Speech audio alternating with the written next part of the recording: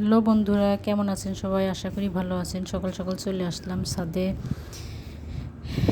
চলে আসলাম ছাদে একটা পুয়ের ডাঁটা কাটতে। শুক্রবার নিরামিষ খাই, তার জন্য ভাবলাম ছাদ থেকে একটা পুয়ের ডাঁটা কেটে নিয়ে আসি, নিরামিষ রান্না করব আর ডাল রান্না করব, আর গাছে একটু জলও দেব।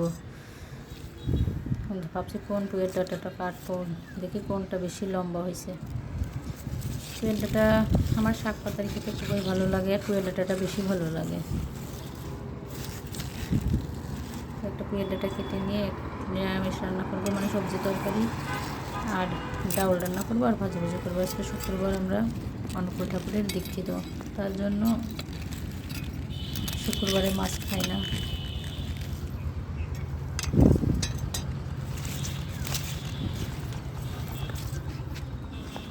এই দেখেন কত সুন্দর নখনকে পুয়ের ডাঁটা হয়েছে। মানে ছাদে 2টা পুয়ের বীজ লাগিয়েছিলাম, তার থেকেই সুন্দর পুয়ের গাছ হয়েছে।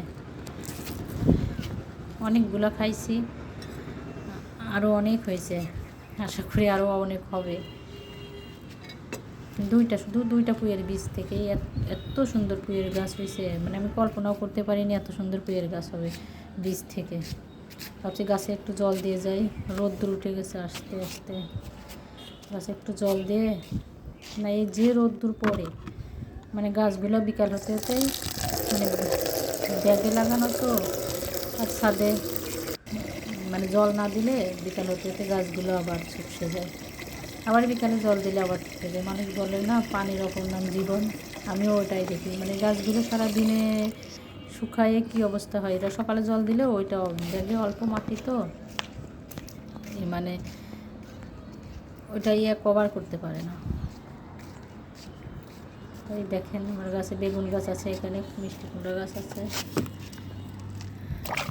এখানে জল দিব, জল দিলেও মানে বিকাল হতে হতে গাছগুলো একেবারে মনে হয় আর বেঁচে নেয়, জল দিলে আবার তাজা হয়ে যায়।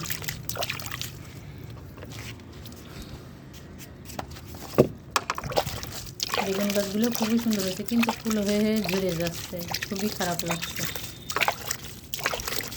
মানে ফুল আসছে কিন্তু ঝরে যাচ্ছে, জানি না কবে হবে। মানে বেগুন গাছে বেগুন ধরবে সেইটাই খেতে হবে তেমন না, কিন্তু মানে গাছ হাতে লাগিয়েছি, মানে সুন্দর হয়েছে এটাই আনন্দ। তার থেকে যদি একটা বেগুনও হয় সেটাই আনন্দ।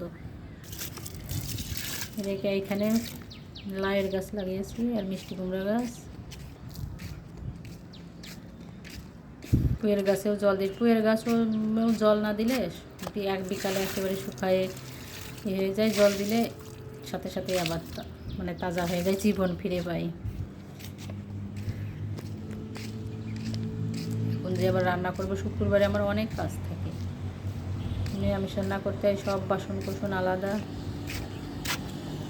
এই যে এখানে কলমি গাছ লাগিয়েছি, মানে বাজার থেকে কিনে নিয়ে আসছিলাম, অর্ধেক আগা থেকে কেটে কেটে, মানে মাঝখান থেকে কেটে কেটে রেখেছি। আর যে এটা কলার খোসা ভিজিয়ে রাখছি, মানে গাছের গোড়ায় দেওয়ার জন্য। ওটাতে ফুল আসে ভালো, প্রচুর পরিমাণে ফুল আসে। দেখছি বাসায় যাই, তাড়াতাড়ি রুমে যাই, রান্না করতে হবে। প্রচুর রোদ, মানে সেই গরম পড়ছে, জানি না সারাদিন কেমন কাটবে, প্রচুর গরম পড়ছে।